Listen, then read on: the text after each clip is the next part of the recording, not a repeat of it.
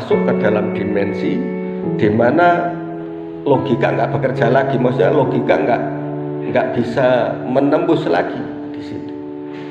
Ya, nah ini apa yang terjadi kepada Paulus? Paulus orang yang pintar, tapi kepintaran secara akal cuma intelijen saja ini masih kurang untuk mengenal Tuhan, ternyata nggak cukup. Ya kan? Jadi kecerdasan itu ada kecerdasan intelektual, itu kecerdasan otak kita, terus ada kecerdasan jiwa ini pikiran hati kita. Ya, orang yang bisa mengatur jiwa ini berarti bisa mengendalikan emosinya. Terus ada kecerdasan secara spiritual, orang yang cerdas secara spiritual, artinya secara roh ini bisa menembus, jadi cepat tahu apa yang terjadi, bisa cepat ngerti. Nah, sedangkan Paulus ini yang dialami cuma memiliki kecerdasan secara intelektual saja, kecerdasan otak manusia biasa, hikmatnya hikmat manusia. Nah, untuk pengenalan akan Tuhan ini jelas sama sekali tidak cukup. Ya, makanya banyak kalau kita lihat di media sosial, orang yang dipakai Tuhan secara luar biasa justru semakin disudutkan, semakin dipojokkan, disesat-sesatkan gitu ya. Karena apa? Mereka tidak ngerti tentang dunia roh, mereka nggak paham tentang dunia supranatural. Nah, ini harus dimengerti. Yang namanya roh harus dimengerti dengan roh dulu. Jadi kita memiliki kecerdasan namanya kecerdasan spiritual. Spiritual ini secara roh, dalam rohani. Amin. Nah, saya rindu di sini mengajak jemaat. Ya, kita berdoa semoga Tuhan memberikan kemampuan untuk mengerti hal ini. Saya akan buat sesederhana mungkin untuk menyampaikan. Kalau sederhana masih nggak ngerti juga, yang minta Roh Kudus untuk memberikan pewahyuannya. Oke. Nah, ini Paulus ini karena tidak tahu, jadi apa yang dilakukannya untuk menangkap orang-orang Kristen, apakah dia sadar kalau yang dilakukan salah? Ya. Ternyata dia kan nggak merasa bersalah ketika menangkap orang-orang Kristen, menganiaya mereka. Dia nggak merasa bersalah sama sekali. Yang dia tahu, apa yang dia pelajari selama ini, itulah yang benar. Ya, ini yang perlu kita tahu. Makanya barang siapa mencari akan mendapat. Ya kan? Kalau mencari kebenaran akan mendapat kebenaran. Amin. Nah, jadi Paulus ini orang yang pintar, orang yang cerdas, tetapi ternyata di hadapan Tuhan dia masih sama sekali nol. Nah, ketika dia mau menangkap orang-orang Kristen, bahkan minta surat kuasa secara penuh untuk apa? Menangkap dan menganiaya, memenjara orang-orang Kristen. Nah, tapi di tengah jalan ya Tuhan sendiri yang panggil. Ya. Nah, ini ayat 3 dikatakan, dalam perjalanannya ke Damsyik, ketika ia sudah dekat kota itu, tiba-tiba cahaya memancar dari langit mengelilingi dia. Ia rebah ke tanah dan kedengaranlah olehnya suatu suara yang berkata kepadanya, Saulus, Saulus, mengapakah engkau menganiaya aku? Nah, jawab Saulus, siapakah engkau Tuhan? Katanya, akulah Yesus yang kau aniaya itu. Jadi kalau kita menghadap Tuhan, artinya menghadapkan nggak bisa mengerti, tidak bisa tahu yang di depannya apa. Tetapi kalau ada terang, dia akan tahu apa yang dilakukan salah atau benar, mukanya ini cemong atau tidak, dia tahu. Amin. Nah, jadi Saulus ini orang yang merasa dirinya melek, tetapi sebenarnya buta secara rohani. Nah, akhirnya ketika bertemu dengan Tuhan dalam cahaya yang besar mengelilingi dia, dan dia tidak tahan, dia rebah ke tanah dan kedengaranlah olehnya suatu suara, yaitu Yesus yang memanggil. Jadi nggak heran kalau ada orang yang waktu kita doa altar call itu orang sampai rebah jatuh ke tanah, terus sampai menangis, sampai seperti orang nggak sadarkan diri. Kenapa? Karena manusia kita ini manusia yang berdosa. Ketika menghadap Tuhan yang Maha Kudus, itu jelas tidak akan tahan karena melihat cahaya kemuliaan yang besar. Amin. Nah ini, jadi tapi ada juga yang orang Kristen yang seringkali justru nahan. Ketika ada cahaya kemuliaan malah ditahan. Aku nggak mau rebah kayak gitu. Aku nggak mau dipermalukan. Akhirnya nolak. Ini yang salah sebenarnya, urapan Tuhan mau datang, tetapi karena dia nolak dan Tuhan itu nggak mau maksa. Bukan seperti setan, seperti jin, seperti raja jin. Kalau jin kalau nggak mau awas, ya kan, ditunggu lengahnya, masuk sep. Ya seperti yang waktu kita pelayanan tempo hari di daerah dekat gereja GPI sana, GPI Jembatan sana, ya daerah itulah. Nah itu ketika kita doa, iblisnya langsung bereaksi, langsung kayak putri nari-nari. Jadi kalau iblis ini bisa main paksa, masuk, ya kan. Sedangkan kalau Roh Kudus nggak mau seperti itu. Jadi seperti Tuhan yang berdiri di muka pintu, dikatakan bahwa aku berdiri di depan pintu dan aku mengetok pintu. Pintu apa yang diketok? Diketok. Assalamualaikum, ya kan. Nah, barang siapa membukakan pintu, aku akan masuk dan makan bersama-sama dengan dia. Ya. Jadi Tuhan nggak maksa, langsung, "Hei, buka pintu," nggak seperti itu, ya kan? Tetapi Tuhan mengetok pintu, diketok, terus dibuka enggak? Terus nanti diketok lagi, tok tok tok, ya kan? Coba kalau kita ke gereja atau tidak, itu kan Tuhan nggak pernah maksa, awas ya nanti nggak ke gereja. Nah, tetapi Tuhan itu mengetok sampai hati kita benar-benar tergerak. Amin. Hati kita sampai benar-benar tergerak. Jadi dia berdiri di muka pintu mengetok tok tok. Barang siapa membukakan, baru dia akan masuk. Ya, baru dia masuk. Nah, di sini. Nah, Saulus ini karena ada cahaya yang besar, ada satu kuasa yang besar. Tapi bukan maksud Tuhan memaksa, tetapi Tuhan menyingkapkan, membukakan mata hatinya, mata rohnya dibukakan. Ya. Jadi saat itu ketika melihat cahaya yang besar itu, apa yang terjadi kepada Paulus? Setelah selesai dari situ, dia tidak bisa melihat, menjadi buta.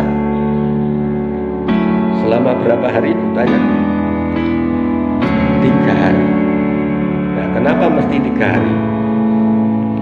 Ya, ini hampir sama seperti Tuhan Yesus waktu mati dan bangkit, ya kan?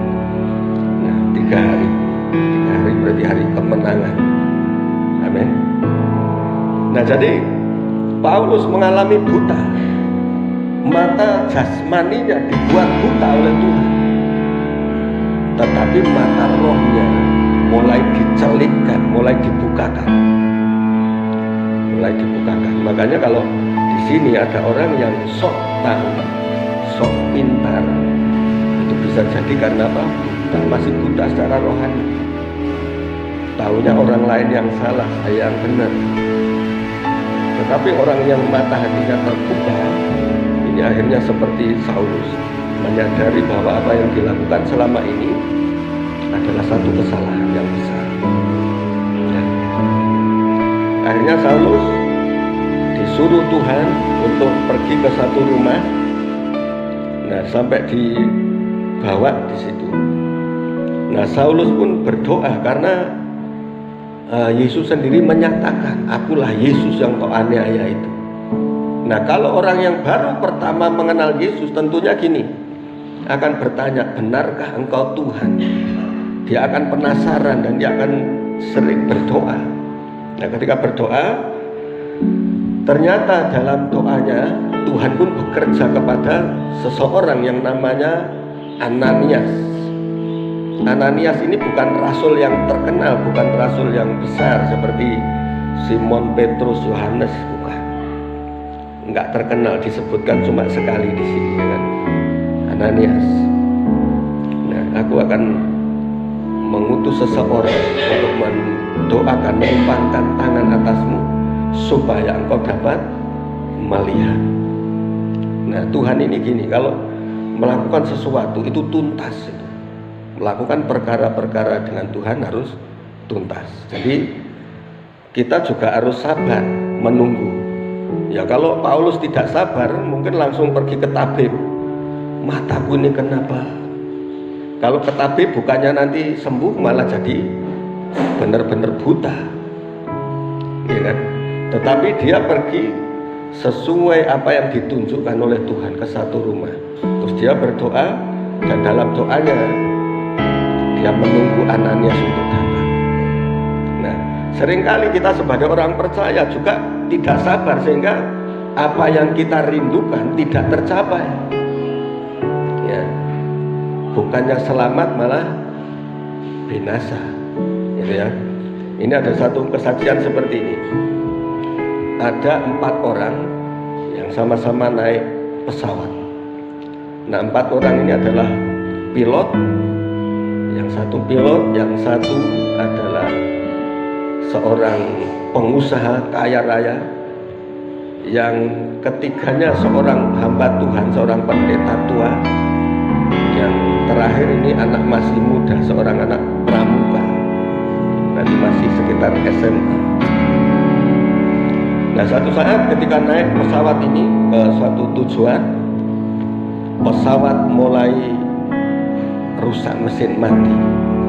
Nah, si pilot dengan sangat menyesal saya sampaikan bahwa pesawat kita tidak bisa dilanjutkan karena mesin mati.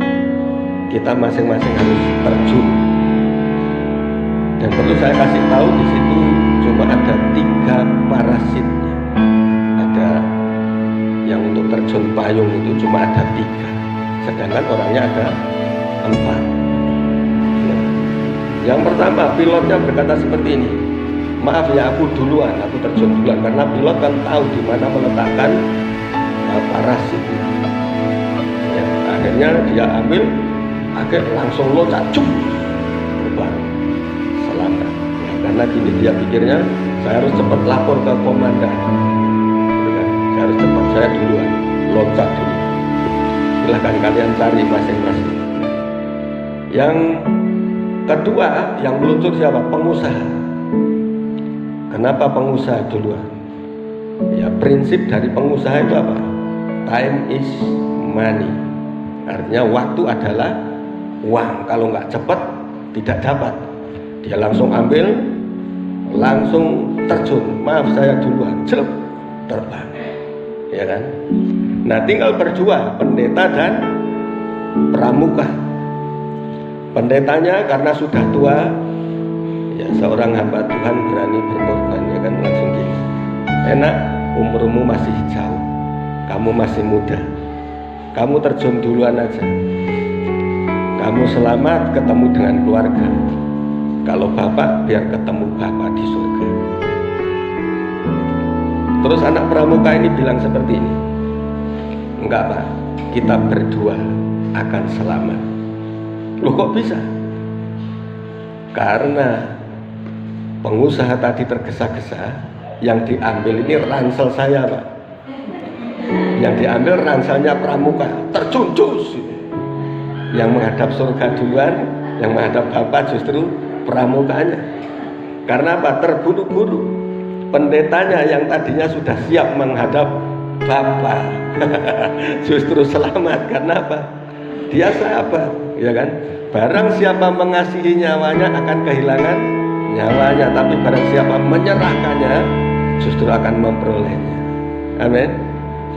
Nah, kita nggak perlu tergesa-gesa menunggu prosesnya Tuhan. Nah, Paulus ini dalam keadaan dia sebagai orang yang buta, dia tetap berdoa, tetap menunggu sampai Ananias datang. Nah, seringkali kan kita kalau ngalami sesuatu ini kita sering nggak sadar, nggak sabar. Katanya wah kita kehabisan waktu gitu. Tetapi bagi Tuhan ada waktu yang tepat. Nah, jadi selubung ini adalah selubung beberapa hal yang menutupi. Apa saja yang menutupi kita?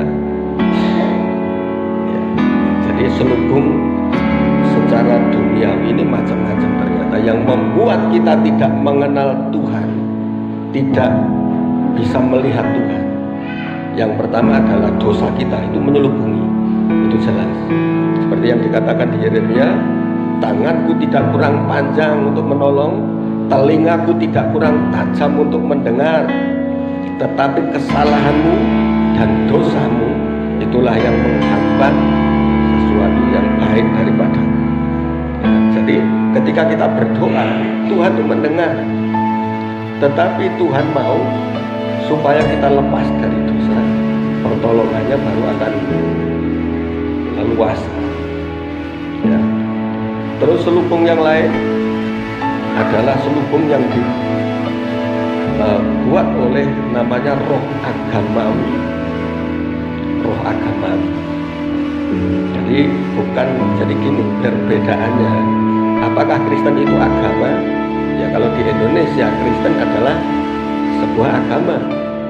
Tetapi kekristenan yang sejati ini bukan sekedar agama. Karena agama itu siapa yang buat? Agama itu yang membuat adalah manusia. Nah, kenapa dibuat agama? Itu sebenarnya dalam bahasa Sansakerta mencari kebenaran. Kalau kekristenan ini usahanya Tuhan menyelamatkan manusia. Amin. Usahanya Tuhan.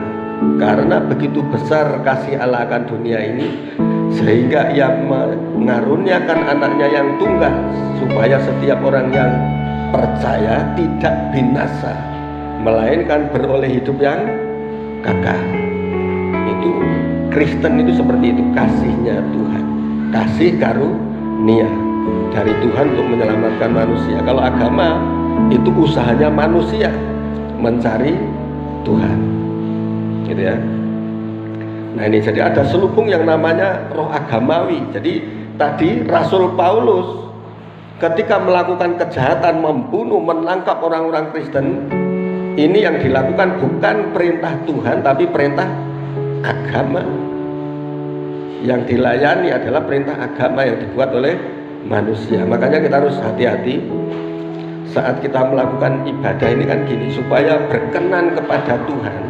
Ya seperti yang minggu kemarin yang saya sampaikan, bahwa waktu menyembah Tuhan, untuk menyembah Tuhan jangan karena diperintah manusia, jangan karena diperintah, tetapi biarlah penyembahan itu muncul dari hati kita, karena ada hubungan pribadi dengan Tuhan. Amin. Karena ada hubungan pribadi. Nah, karena gini, kita nggak mungkin bisa menyembah, nggak mungkin kita bisa menyembah dengan baik kalau kita tidak mengenal dengan baik siapa Tuhan kita itu, gitu ya. Nah ini jadi selubung ini harus dibukakan, yaitu dosa, dan ada namanya selubung agama. Yang merasa tahu soal agama ini rata-rata semakin susah untuk mengenal Yesus secara pribadi. Ya kan banyak. Ya jadi kalau kita ceritakan ini, banyak sekali orang-orang yang nggak percaya padahal agamanya, ilmunya sudah tinggi, tetapi untuk mengenal Yesus masih sulit, nggak bisa, gitu ya. Oke, kita akan lanjut lagi. Jadi selubung harus terbuka dulu. Nah, seperti tadi murid-murid Tuhan ketika Tuhan Yesus mati dan bangkit, jalan bersama-sama tetapi tidak mengenal siapa yang berbicara di depan mereka ini. Nah, ya. Kita baca di Yohanes 9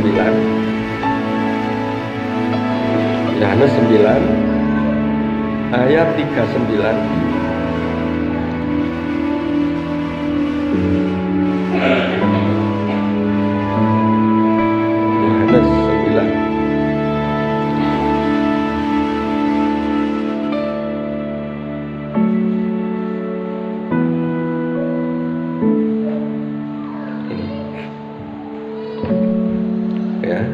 Yohanes 9 ayat 39 sampai 41. Sudah ketemu semua? Coba kita baca sama-sama ini. Sudah ketemu? Oke. 1, 2, 3. Kata Yesus, aku datang ke dalam dunia untuk menghakimi, supaya barang siapa yang tidak melihat dapat melihat, dan supaya barang siapa yang dapat melihat menjadi buta.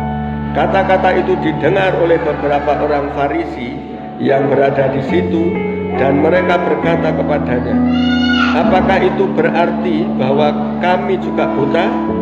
Jawab Yesus kepada mereka, sekiranya kamu buta, kamu tidak berdosa.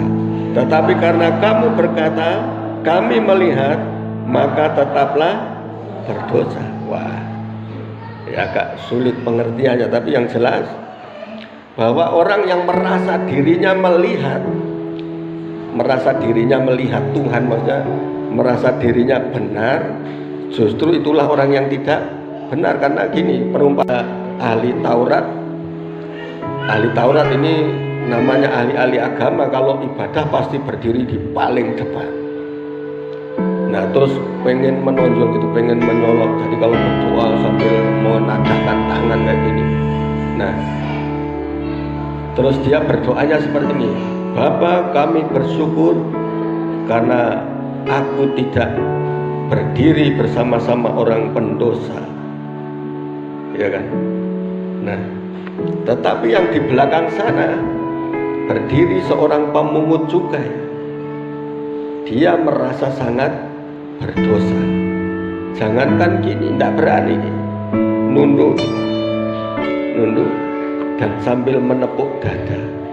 Dia berkata, Tuhan, ampuni aku orang yang berdosa ini. Tuhan Yesus bertanya kepada muridnya, kira-kira dosa siapakah yang diterima? Apakah ahli Taurat itu ataukah pemungut cukai? Tuhan katakan, aku berkata kepadamu bahwa doa yang diterima adalah doa dari pemungut cukai itu.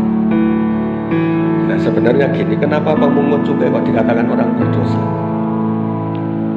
Pemungut cukai itu apa sih? Penagih pajak. Nah, penagih pajak ini dosanya apakah pekerjaan yang kotor? Kan sebenarnya enggak, bukan mencuri. Tetapi penagih pajak ini sering, kalau seperti sekarang, korupsi. Penagih pajak ini tidak mencuri tapi korupsi. Mencuri secara halus ini biasanya, makanya maling ayam dikebukin. Tetapi pencuri yang melihatan, tenang-tenang saja, itu namanya pencuri berdasi. Nah, pemungut cukai ini seperti ini. Jadi seringkali mengkorupsi, gitu ya. Jadi mereka diibaratkan orang yang paling berdosa. Nah, disitulah doanya pemungut cukai ini. Tuhan, ampuni aku orang yang berdosa ini. Orang yang sudah menyadari dirinya berdosa, justru dialah yang matanya sebenarnya terbuka. Tetapi orang yang tidak merasa berdosa, justru sebenarnya orang itulah yang buta. Ya, ini jadi makanya Tuhan Yesus berkata sangat keras saat ini. Jadi kata-kata itu didengar oleh beberapa orang Farisi yang berada di situ, dan mereka berkata kepadanya, apakah itu berarti bahwa kami juga buta? Ini ahli-ahli kitab. Terus ayat 41, jawab Yesus kepada mereka, sekiranya kamu buta, kalau kamu mengaku buta, kamu merasa bahwa dirimu buta, ya gitu ya, kamu tidak berdosa. Ya. Tetapi karena kamu berkata kami melihat, maka tetaplah dosamu. Nah ini jadi kita ya harus mulai bertobat dari dosa-dosa kita. Nah, dosa-dosa yang seperti apa? Nah, mungkin untuk yang dosa-dosa besar sudah, tetapi yang lain-lain kan belum. Ya, jadi banyak hal yang perlu kita tahu. Ya, jadi biarlah mata hati kita, mata roh kita mulai dibukakan saat ini. Ada penyingkapan yang besar dari Roh Kudus ya. Nah, kalau di Lukas 24 ayat 16 dikatakan, nggak usah dibuka ya. Jadi kenapa mereka merasa tidak buta? Itu karena apa?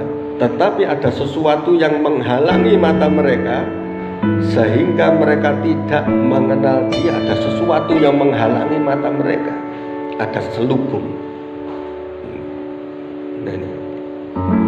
Jadi seperti yang dalam penglihatan tadi malam, bahwa ada tembok yang seharusnya itu bisa kita tembus, tetapi karena kita hanya diam saja, maka tidak pernah terjadi yang namanya terobosan secara rohani. Nah, kita harus bergerak, kita harus bertindak gitu ya. Nah, sekarang solusinya 2 Korintus 4 ayat 4 sampai 6. 2 Korintus 4.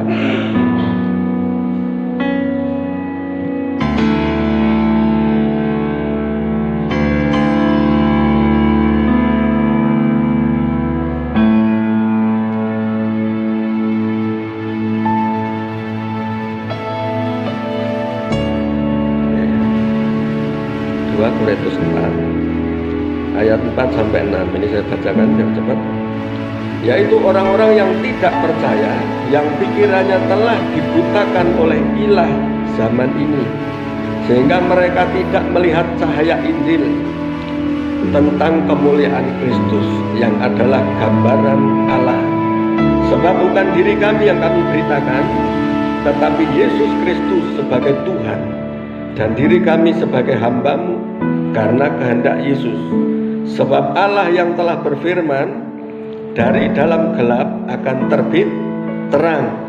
Ia juga membuat terangnya bercahaya di dalam hati kita, supaya kita beroleh terang dari pengetahuan tentang kemuliaan Allah yang nampak pada wajah Kristus. Ya. Yang dibutakan siapa? Orang-orang yang tidak percaya. Orang yang buta itu yang tidak mau percaya, yang tidak percaya, yang pikirannya telah dibutakan oleh apa? Ilah zaman ini. Pikirannya sudah dibutakan oleh ilah atau penyembahan zaman ini. Kalau sekarang kita mungkin nggak nyembah patung, ya kan? Tetapi ada ilah-ilah lain, penyembahan-penyembahan lain. Nah, seperti ilmu pelet. Dulu peletnya kan pakai mantra-mantra itu untuk naksir cewek gitu ya, cowoknya langsung dicet. Pakai mantra, tahu-tahu malam datang. Itu sekarang nggak mempan lagi. Sekarang peletnya pakai pelet Jepang sekarang. Pelet Jepangnya apa? Wah, naik Mercy. Ayo kita malam mingguan. Ya kan, namanya pelet Jepang ya. Siapa yang nggak mau ikut kalau gitu caranya ya kan? Nah ini, nah itu ilah-ilah zaman ya. Sehingga mereka tidak melihat cahaya Injil. Ini berapa banyak kita melihat di luar sana, orang kalau diberitakan bahwa Yesus adalah Tuhan, mereka enggak percaya. Kalau kita memberitakan bahwa Yesus anak Allah, pikiran mereka itu masih tumpul. Mereka berbicara seperti ini, mana mungkin Allah punya anak? Kalau Yesus anak Allah, siapa ibunya?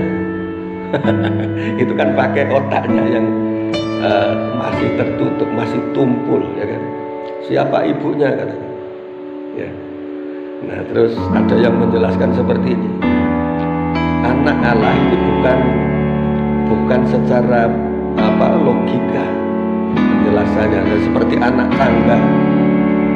Kalau ada anak tangga, siapa bapaknya? Pak tangga dan Bu tangga. Ya kan? Anak tangga seperti anak kunci. Apakah ada ibu kunci? Nah, ternyata tangga itu cuma istilah anak kunci, anak tangga.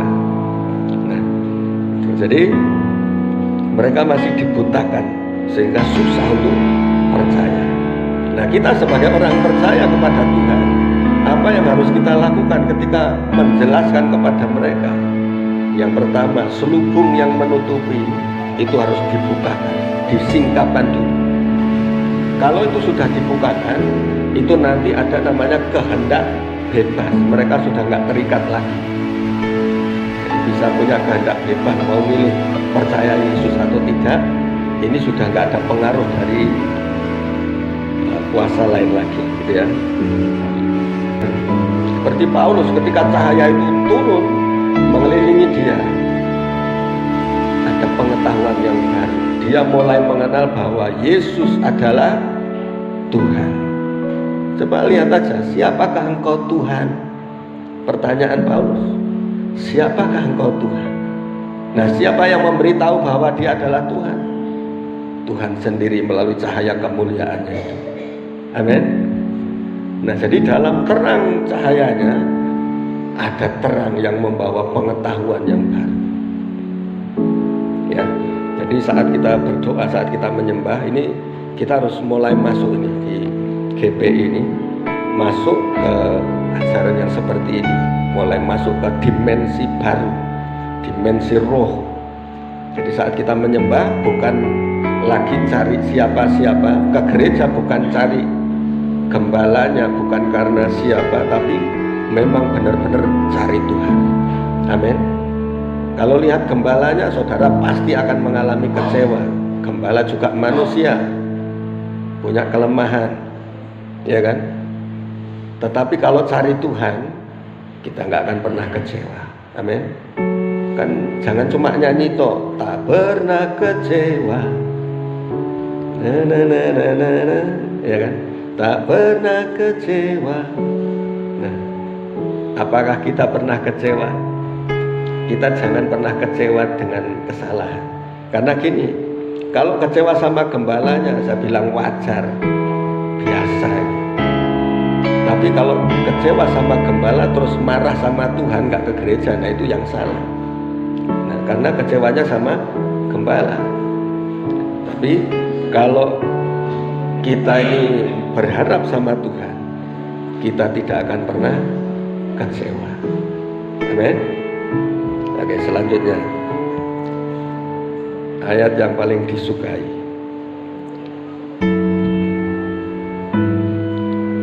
Ya, Bilangan 6 ayat 24 sampai 26.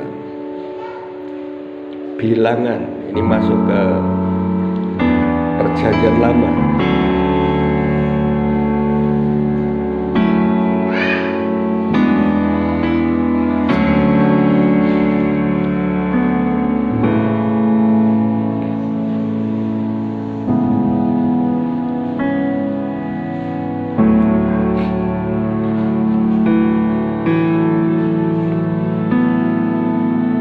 Ini berkat yang seharusnya kita selalu terima. Makanya jangan pernah namanya meremehkan doa berkat.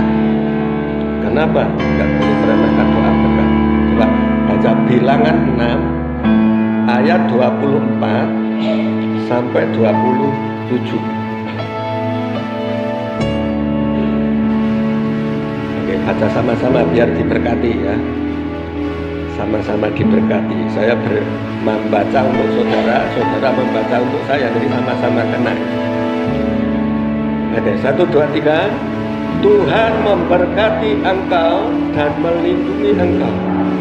Tuhan menyinari engkau dengan wajahnya dan memberi engkau kasih karunia. Tuhan menghadapkan wajahnya kepadamu dan memberi engkau damai sejahtera. Demikianlah harus mereka meletakkan namaku atas orang Israel, maka aku akan memberkati mereka. Amin. Ya, jadi doa berkat ini kenapa seperti ini? Tuhan memberkati engkau dan melindungi engkau. Nah, ini yang sering kita dengarkan ini. Tuhan menyinari engkau dengan apanya? Dengan wajahnya. Tuhan menyinari engkau dengan wajahnya.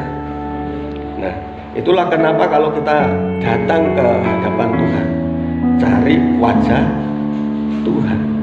Mencari wajah Tuhan ini penting karena Tuhan menyinari dengan wajahnya. Dengan wajahnya, wajahnya ini bercahaya, Dan saat kita ketemu wajahnya, cahaya itu akan memberikan satu pengetahuan yang baru. Ada pewahyuan, ya. Tuhan menyinari engkau dengan wajahnya dan memberi engkau kasih karunia, pemberian yang gini. Tuhan akan memberikan satu kemampuan, apa yang tidak bisa kita lakukan, ini bisa dilakukan. Karena apa? Ada kasih karunia. Ini yang pernah saya jelaskan waktu beberapa minggu yang lalu tentang grace, kasih karunia, ya. Ya, terus Tuhan menghadapkan wajahnya kepadamu. Jadi Tuhan menghadapkan wajahnya kepadamu. Coba kalau pas kita doa, ini seperti Yosef sedang minta uang ke saya. Kalau saya nggak mau menghadap ke Yosef, berarti jangan harap ada jawaban. Saya menghadap ke sini, ya minta uangnya. Kalau saya nggak mau noleh, ini artinya saya nggak mau jawab. Ya uang saku, ya kan?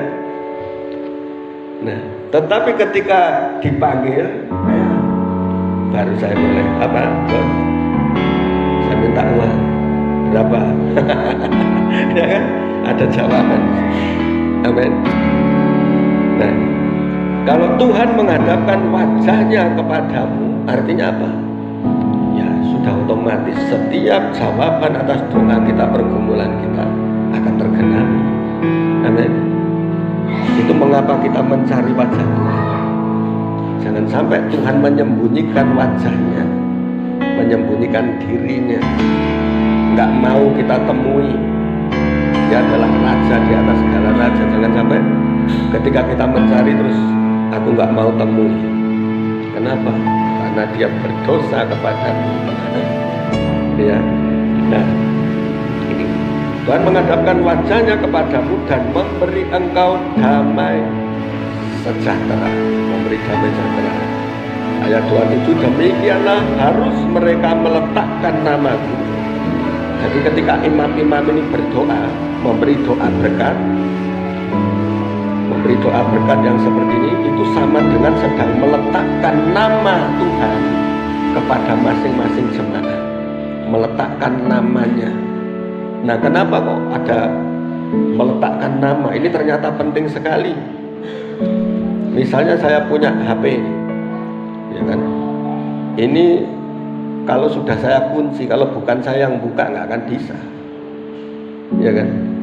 Nah, terus ini barang penting saya, nah, karena sudah ada nama saya di situ. Nah, jadi kalau kita sudah diberikan nama, Tuhan meletakkan namanya atas kita, kita menjadi bagian yang penting di dalam Tuhan. Amin. Menjadi orang-orang yang sangat berharga di mata Tuhan. Makanya lagu-lagu ini jangan cuma sekedar karena kita hafal.